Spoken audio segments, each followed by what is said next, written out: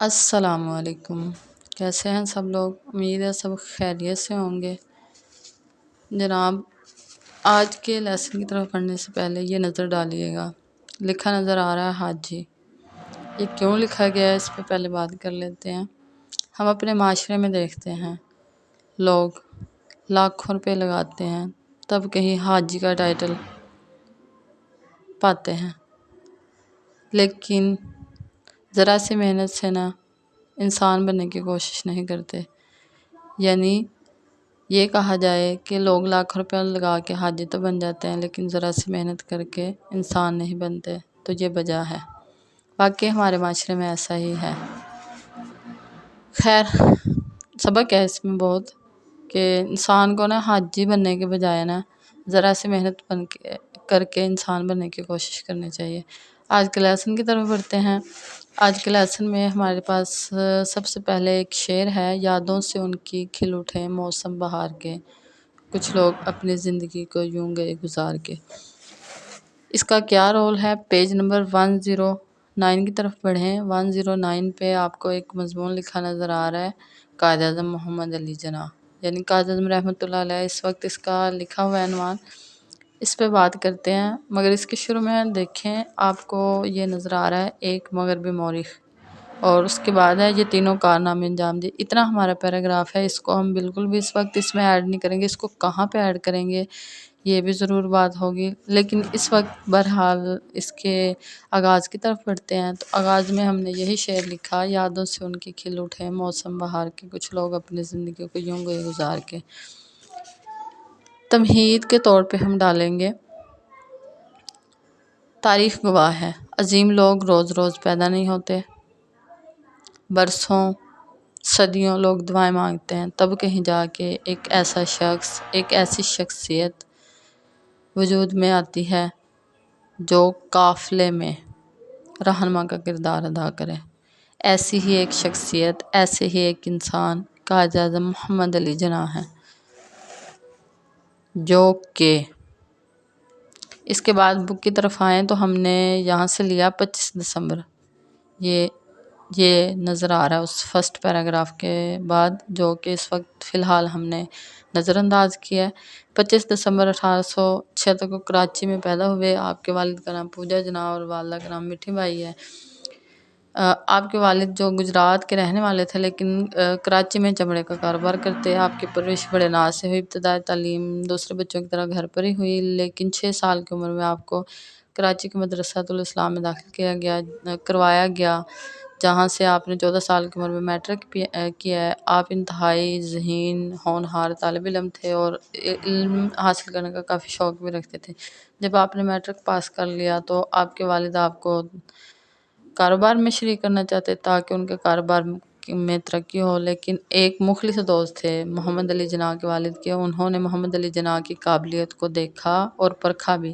اسی کے ساتھ ان کے والد کو مشورہ دیا، یعنی کہ آپ کے والد کو مشورہ دیا کہ بچے کو نا مزید پڑھایا جائے، لہٰذا آپ نے اپنے دوست کے مشورے پر آپ رحمۃ اللہ علیہ کو لندن بھیج دیا، جہاں سے آپ نے 12 کا امتحان پاس کیا ہے۔ اس دوران کے بعد ہم لوگوں نے یہاں پہ 2 لفظ ڈالیں گے۔ اس دوران جب کے بعد آپ یہاں پہ آلریڈی موجود ہے۔ اس دوران جب آپ کے بعد ہم نے لکھنا وطن واپس آئے تو آپ کا گھرانہ کراچی سے بمبئی منتقل ہو گیا۔ بمبئی میں نے اس لیے بولا، جدید دور میں اس کو بمبئی ہی بولا جا رہا ہے، اسی طرح اس کو پروناؤنس کیا جا رہا ہے۔ چنانچہ آپ بھی ممبئی چلے گئے ہیں اور 24 اگست 1896 کو آپ نے ہائی کورٹ کے رجسٹر میں اپنا نام درج کروایا اور لاء کی پریکٹس شروع کی۔ بہت جلد نے آپ کا شمار چوٹی کے وکیلوں میں ہونے لگا۔ کچھ عرصہ کے بعد آپ نے بمبئی کے ایڈوکیٹ جنرل کے ساتھ عارضی طور پر ریزیڈنسی کے طور پر بطور مجسٹریٹ کام کیا، لیکن بعد میں جناب آپ 1500 روپے ماہوار کی آفر کو ٹھکراتے رہے، یہ کہہ کر کہ میں اتنے پیسے ایک دن میں کمانے کے قابل ہو جاؤں گا اور شوقین بھی ہوں۔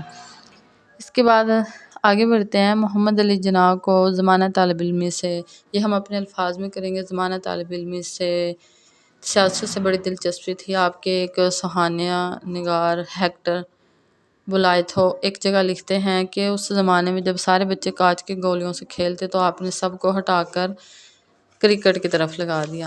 نیکسٹ پیج کی طرف آئیں تو نیکسٹ پیج پہ ہے، جب آپ بمبئی میں وکالت کر رہے تھے تو آپ کانگریسی لیڈر دادا بھائی سے بڑے متاثر تھے اور آپ بھی کانگریس کے حامیوں میں سے تھے۔ اس وقت کانگریس ایک بڑی تنظیم تصور کی جا رہی تھی، بڑی جماعت تھی ہندوستان میں۔ جلد پھر آپ کو احساس ہوا کہ یہ جماعت صرف اور صرف ہندوستان میں جو ہندو ہیں ان کے لیے کام کر رہی ہے، مسلمانوں کے حقوق اس میں کچلے جا رہے ہیں، تو لہٰذا آپ نے اس جماعت کو چھوڑ دیا اور مسلم لیگ کو مضبوط کرنے میں لگ گئے۔ محمد علی جناح کی اس کے بعد یہاں پہ خوبیاں بیان ہوئی ہیں کہ محمد علی جناح ایک بے باک نڈر لیڈر تھے اور فہم و فراست یعنی بڑی ان میں سمجھ بوجھ تھی اور بڑی بہادری سے حق گوئی بھی کہتے تھے، حق گوئی کی بے مثال بھی تھے۔ ایک ایسی مثال بے مثال سے جس کی مثال نہ دی جا سکے، ایک ایسی مثال جس کی مثال نہیں دی جا سکی۔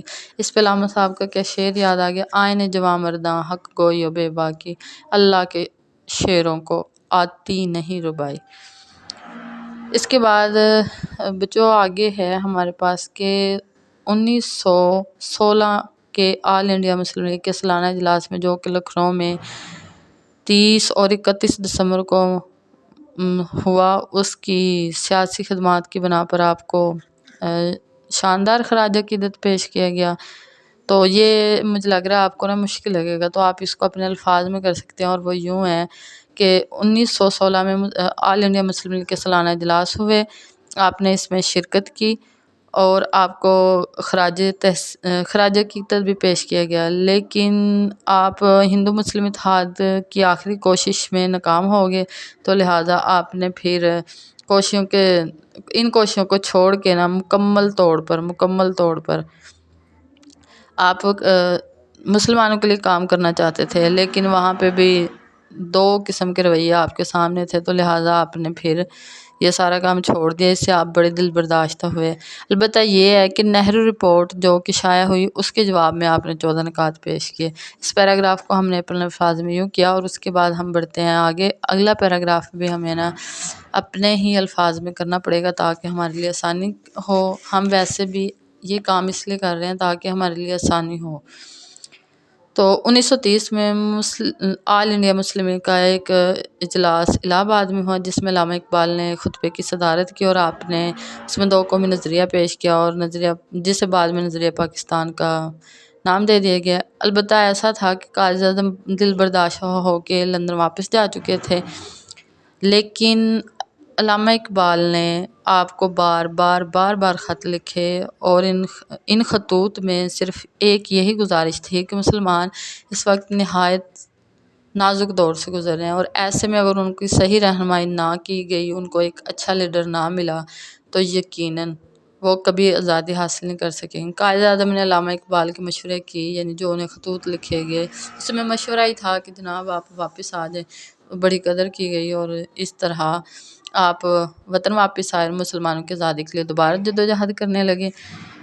اس کے آگے والا پیراگراف جو ہے یہ بھی یقیناً ہمیں اپنی آسانی کے لیے اپنے الفاظ میں کرنا پڑے گا، اور وہ اس طرح ہے، ہم نے مطالعہ میں بھی یقیناً یہ پڑھا ہے۔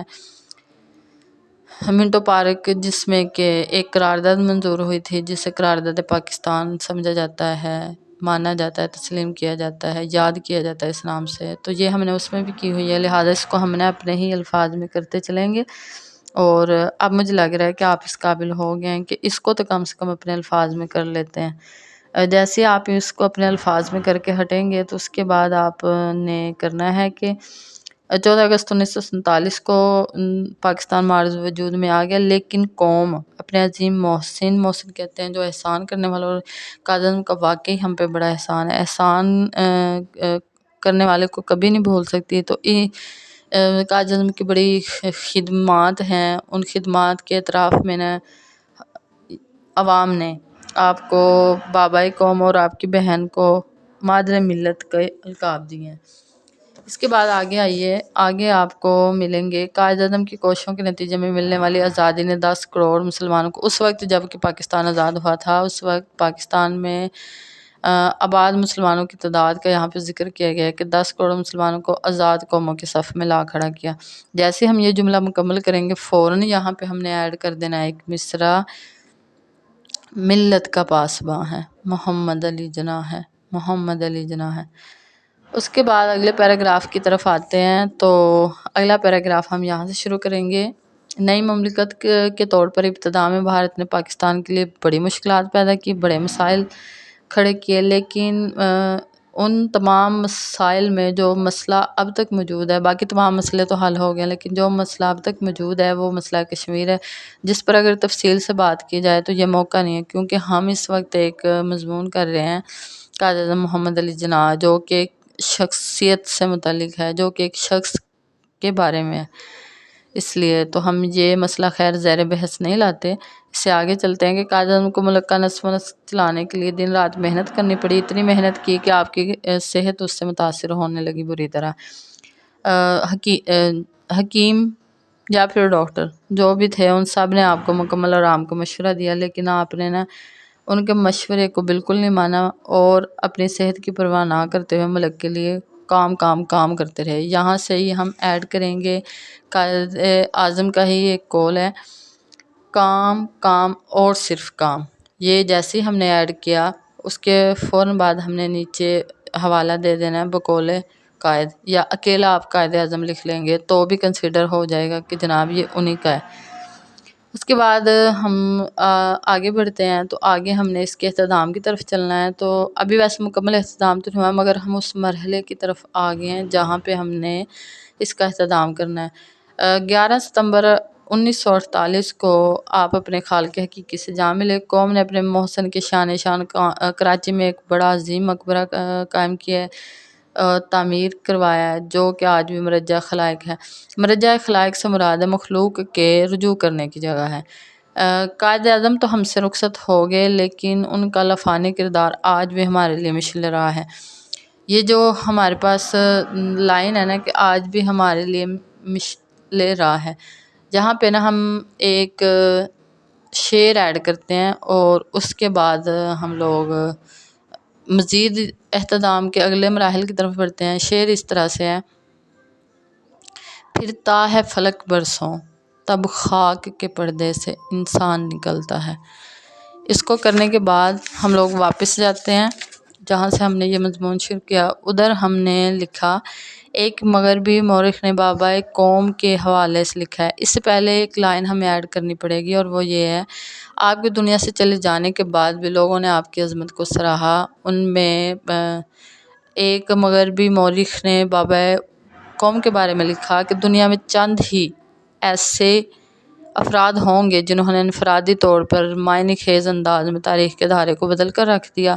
شاید گنتی کے چند لوگ ہوں جنہوں نے دنیا کے نقشے میں ترمیم کی، اور شاید ہی کوئی شخص ایسا ہو جس نے بکھری ہوئی قوم کو ایک قوم بنا کر ایک ملک دے دیا، اور محمد علی جناح نے یہ تینوں کام کیے۔ اس پیراگراف کو ایڈ کرنے سے پہلے ایک لائن بولی گئی تھی کہ ان کے جانے کے بعد بھی لوگوں نے مطلب کہ ان کو خراج عقیدت یا ان کی عظمت کے اطراف میں کہا ہے۔ تو پھر بیٹا آپ ایک اور یہاں پہ کوٹیشن ایڈ کریں گے، اور وہ ہندوستان کے مشہور پنڈت وجے لکشمی کی ہے۔ انہوں نے قائد اعظم کی عظمت کے اطراف میں کہا، اگر مسلم لیگ کے پاس 200 ابوالکلام 100 گاندھی ہوتے اور کانگریس کے پاس صرف ایک محمد علی جناح ہوتا تو ہندوستان کبھی تقسیم ہی نہ ہوتا۔ اسی طرح واسرائے ہند نے آپ کی خوش پوشی کی بڑی تعریف کی ہے، یعنی انہیں آپ کا خوش پوش رہنا بڑا اچھا لگتا تھا۔ جیسے کہ واسرائے ہند نے کہا، قائد اعظم انتہائی خوش پوش انسان تھے۔ تو بیٹا اسی کے ساتھ نا یہ ہمارا مطلب کہ مکمل ہوتا ہے، اور اختتام پہ ہم مطلب کہ لکھ دیں گے پھر، چونکہ ان کی بات ہو رہی ہے خوبیوں کی، تو اس میں یہ شعر بھی ایڈ کیا جا سکتا ہے۔ یہ ہمارے پاس جو موجود ہے اس وقت، اختتام پہ یوں دی ہمیں آزادی کی دنیا ہوئی ہے حیران، اے قائد اعظم تیرا احسان ہے احسان۔ اور ایک انہی کا کہا ہوا شعر ہے، ہزاروں سال نرگس اپنی بے نوری پہ روتی ہے، بڑی مشکل سے ہوتا ہے چمن میں دیدہ ور پیدا۔ تو آج ماشاءاللہ ہم نے اپنا ایک مضمون مکمل کر لیا، اس کے بعد اگلا کون سا مضمون کریں گے آگے دیکھیں گے۔ بہت شکریہ۔